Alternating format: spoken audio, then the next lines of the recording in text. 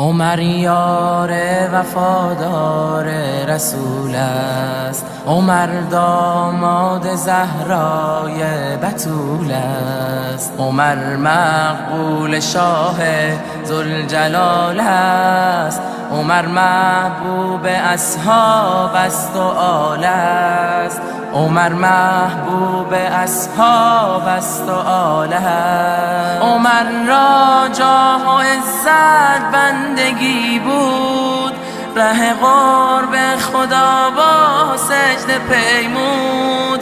عمر منصور از سوی خدا بود، عمر بر اهل ایمان مقتدا بود، عمر بر اهل ایمان مقتدا بود. عمر خم کرد بازوی ستم را، سر شاهان تازی و عجم را.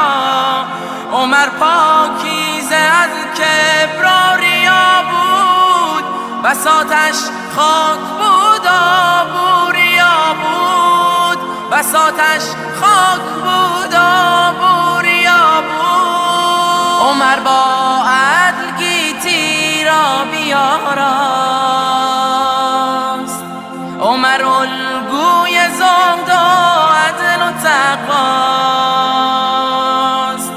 عمر شام غریبان را سحر کرد، یتیمان را نوازش چون پدر کرد. عمر را اهل ایمان می ستایند،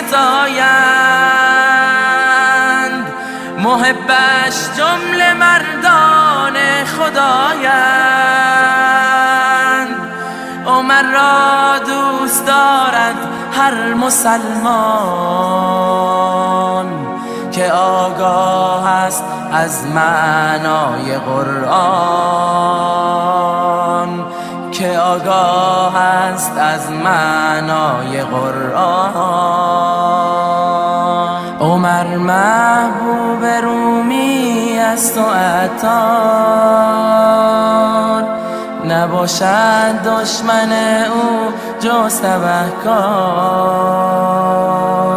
عمر محبوب سعدی است و خیام،